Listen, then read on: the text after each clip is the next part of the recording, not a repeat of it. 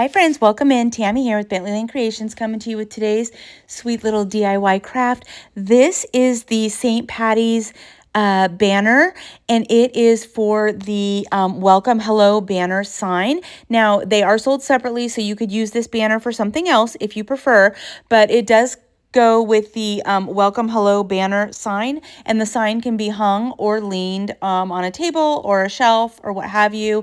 Again, those are sold separately, and you get to choose between the word welcome or hello for your sign. Super stinking cute. Now, I am doing the gold in the cauldron, or the, I don't know what you call that, and on the little hat and the lucky horseshoe are all done in antique gold. That is a darker gold paint, and it is by Deco Art. I love that gold.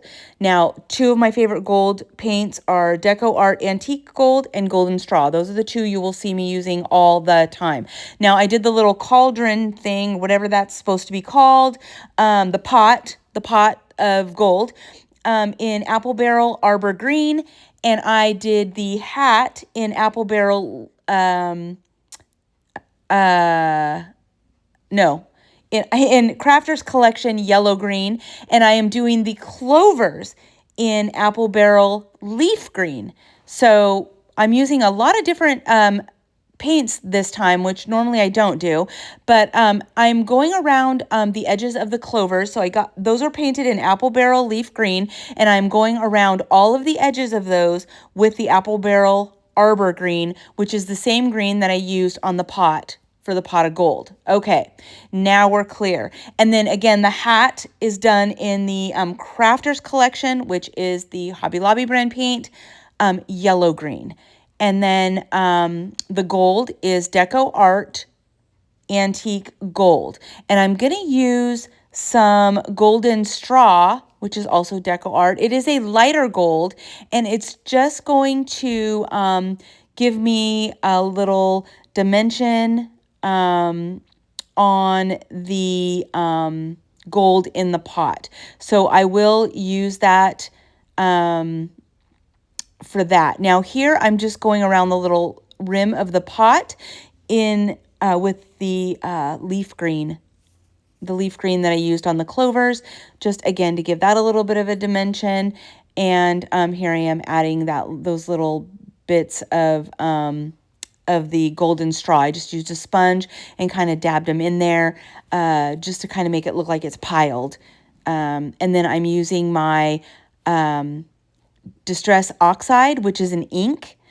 It's a Tim Holtz ink, and I'm going around everything. The pot, the horseshoe, the hat, the clovers, the pot, everything. Just a little bit here and there. That gives it a little bit of a distressing look, and adds like a little bit of a dark dimension in certain areas. And so I'm doing that.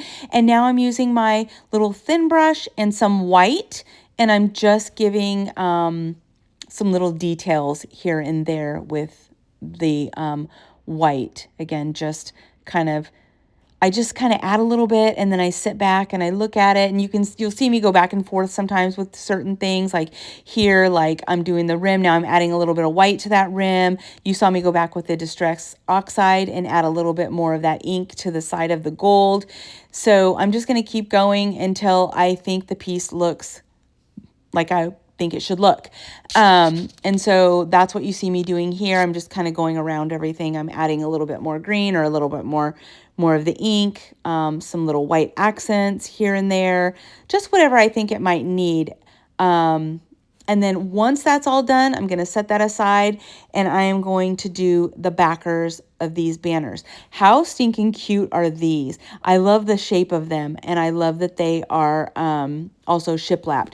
Now, I decided just to do the backers on these in white, so the whole thing is going to be white. I did not do any stripes or anything like that. We're just leaving them white shiplap. And again, I'm using Crafter's Collection White, which is the Hobby Lobby brand paint.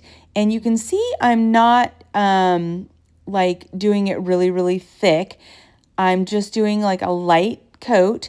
And when you see me dab it on like that, it's because I get a lot on my sponge at once, and I'm trying to stay out of those lines so that I don't have a lot of cleanup to do in the lines. But I will take my Dollar Tree tool and clean out those lines to give them more of a crisp look and to get the paint out of them. But you can paint over them if you prefer.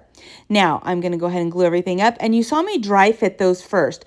Always, always, always dry fit all your pieces first. I don't know how many times I say that on every video, and I cannot say it enough, because I have done it myself where I have started to glue things together and then realized that I glued the wrong pieces to the wrong areas, or I've glued something down before it should have been glued down because something needed to go under it or needs to go around it, and so on and so forth. So anyway, that is the reason for me telling you that. Always dry fit your pieces first so you know exactly what goes where, so that you get everything in the right spot, and then go ahead and start gluing them down. Now, for me, I use Stick Fast, which is a super glue gel glue. So it's instant. It glues instantly and there's no coming back from it. So that's why I say that. But if you use like a wood glue that takes a while to dry, you'd probably be saved. But if you use something that dries instantly, you're gonna be in trouble if you don't dry fit it first. So here I am just gluing all these up. And how adorable are these? Now, I'm using the same twine that I've used on the others. It's just a really thin jute twine. You can get this anywhere. I have a little dispenser that sits on my craft table, and I decided to use that. But you could use any kind of a ribbon or string that you prefer to use. I just decided to do mine this way. This is the look I'm going for. You could add ribbon. You could add so many things to these. The options are endless, but here it is on the sign. I think these are absolutely beautiful. Thanks so much for watching, and have a great day.